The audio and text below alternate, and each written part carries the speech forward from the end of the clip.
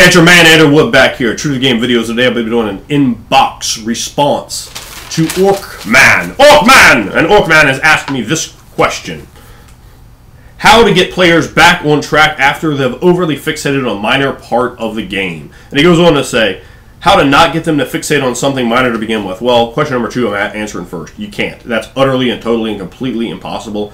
And you don't want to, because it is a good thing. Yes, it's being a pain in your ass right now, but this is a very much a good thing, because what they're telling you, man, we're digging your style. We're digging at least this one piece and portion of what you have presented to us. So that in itself is excellent, and a compliment to you. So always take those compliments. I relish them. Now, it's very important to understand how to use this compliment.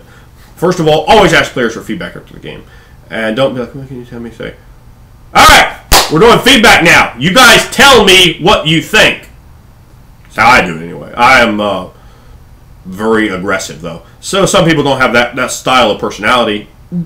Do what works for you. But always get them to open up and give you that feedback, man, because it is so critical. Now, the problem you're having is exactly the thing they are going to talk about. So don't even mention that. Just say, okay, so what are you guys thinking? Well, you know, they're going to go right into it. It's almost a guarantee, because that's what the game has become about for them. And now to listen to them very carefully. They're going to tell you what it is they like about that. And then start asking them steering questions so that you can analyze what they're taking away from this. You want to, basically as a game master, you're just presenting a massive amount of psychological stimuli. And you want to analyze what stimuli is getting positive and also negative responses. But let's just talk about positive right now. So the stimuli that are reacting positively towards is very important for you to analyze that and come up with information from that. Now, when you call that information in and you analyze it, break it down into small pieces, compartmentalize it, and then take those pieces, however many you are. Let's see, you have 18 different pieces here from the different players. Now, remember, even though all of them like it, they probably like it for at least some varying different reasons. Now, you take those pieces and you use those pieces to construct, we're going to use number 18 different plot lines. Now, you take and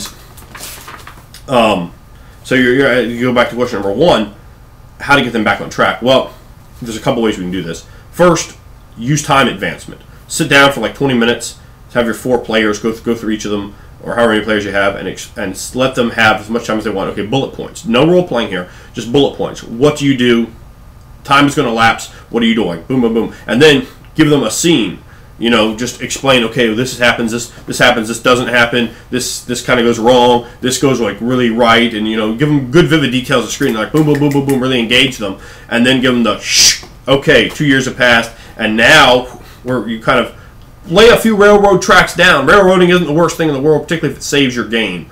So feel free to push a little bit of it out there, but railroad them right into another sandbox. Give them like 18 freaking choices out here. Maybe less if your players are going to just go deer in the headlights to that. You don't want that. But, because that just might go, let's run back to the city. So, give them these choices, and, you know, you've developed them. So you've given them good hooks based on their characters to why some of these choices should be there. Some random stuff. You write up like freaking 18 things, man. Do work here. And, you know, your players are going to go, ooh, well, this piece is, because they're going to start registering to them on that psychological level. Once you start presenting those aspects that they like over here in this other stuff, they're going to go, well, we've already been kind of done that. It's a little boring. We're going to push on. Another thing that you can do is go on the QT with one of your players. Now, if you have a player who is trying to play more for entertaining you, now remember, it is your responsibility to entertain your players when they show up. It's also to a limited responsibility, their responsibility to entertain each other. It is their responsibility to entertain you. Tell them that. You have to entertain me. That Game Master's not really pushing for that is one of the absolute highest reasons that you have all these videos about DM burnout. And you don't need, you know, just the videos. You see it all the time from Game Master talking about that, because they're, well, I'm not having fun. Well, a big part of that reason is you're not pushing it on your players. Hey, you will entertain me. And I will tell my players, you will entertain me, you know, aggressively. And if they're doing just ridiculous shit, one of the things I do to penalize them is I'm going to go over here and run with this guy who's entertaining me. And I will tell them, I play the hot hand. This puts that level of competition that everyone gets upset about me talking about into the players. Like, boy, I really got to play to entertain my Game Master. Now, it's popping. And I don't ever suffer from Game Master burnout because I make my players play to entertain me. And when they want to do that, I'm going to have more fun. And when they know if they won't entertain me, their ass is going to sit there and get almost nothing from me because I'm not going to give them so much more than they're giving me. I'm going to go with this guy who's going to entertain me. And that style can be very inducive to making your people rise to the occasion, and then you can just throw out to everyone. Now, I don't have problems with that because I'll get rid of players that play in that style, but I've had to do that in the past, and it's a good stark reality lesson to people to say, oh, if that is the case, I don't want to be in that situation, because you get joked too. You definitely will get joked in that kind of situation. But you want to let the people know it is their responsibility to entertain you. Now, you can pull one of the players to the side, like I said, quietly tell them, okay, and put them over, man. Give them a call. Kiss their ass a little bit. With the reason why they are the one. They're probably, maybe your most aggressive player, the person that's enjoying this whole stuff the least, or maybe the person you trust the most. And say, look, don't tell anybody else, but I need you to help me get the thing back on track. And I'm going to give you an example here. The person that I can think of that fits the Fixator the absolute most, her name was Janet. She played in a few games with me. She was playing in a game with the most quintessential fumbler I have ever played with. A great game master, tone, mood, characters, everything is great from this guy. But he just fumbles out of the ball like every time. His name's Kevin Cuff. I've known him since I was 15. A great game master, but he was a fumbler. And he's presenting this story in a New World of Darkness game where basically sort of investigators were playing a news reporting crew, and she's playing like the technical character in the back. And she's finding like all these like strange pirate radio signals that are coming in, but they just like all this like technical things coming out wrong. So we can't pinpoint the location and figure out where it is. And it's like the guy's saying these really weird things, and he's like playing music in the background, and the way he's doing his voice is real cool. That was a great scene. So I can see why she got into that. But the whole time we're sort of investigating this cult of some sort of alligator cult, this Egyptian thing. It seems to go back to the mayoral office. I don't really know where it went. He presented it well. It might seem kind of hokey, but he did a good job presenting it, so it was cool. And that's kind of where he wanted us. Now, and there were some other things we could have been doing as well, but she just kept going to it. Well, she didn't like investigate like once, like it was continuous. Every time you say, all right, Jan, I'm going to do this, I'm going to do this, I'm going to do this, to the point that he just flipped out on her, like just completely out of character. Like, stop fucking doing this, you're messing the game up, stop. And he was yelling, stop fixating on this movement. So now she just, it's taking a choice away, but that's not the worst of things, but it's done it in one of the worst possible ways. So what he should have done is pull me aside, because I'm playing all about making the game master have a good time, particularly if I think he's going to fumble the game, and said, look, man, can you help me redirect the game, get it back on track, pull her along. And I would absolutely, baby, we would have been rocking and rolling from that point.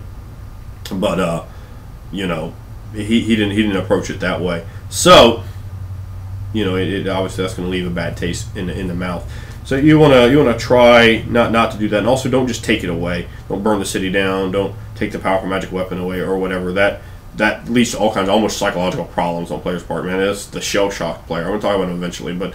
They're so scared that whatever cool thing they have is just going to be taken away because the game master, often for malicious reasons, when they're like in high school or whatever, has done something to shatter that character or that player, his trust level in the game master. Because remember, you aren't against, as game masters, you're not against the players, you're working together. But so that would be my ideas. Advance the time, let them get their stuff in, either have one of the players in and help you get them out of there, and then give them solutions based on their feedback, based on what they're liking, some additional things that they can do to make the game fun for you. And you just explain to them, the game, you guys' job is to entertain me, and then you can go forward from there. So I hope, Orkman, that has answered and addressed your question fully.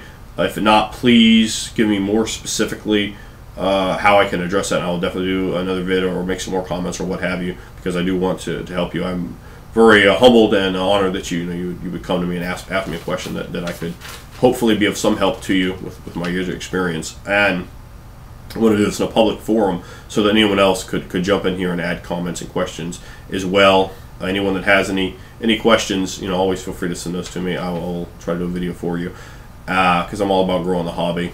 Now, also there's a lot of people out here that have different gaming paradigms than me, and I would like your feedback and thoughts so that he can get that knowledge as well, because his ideas might be closer to yours than mine. I don't know what his game style is really.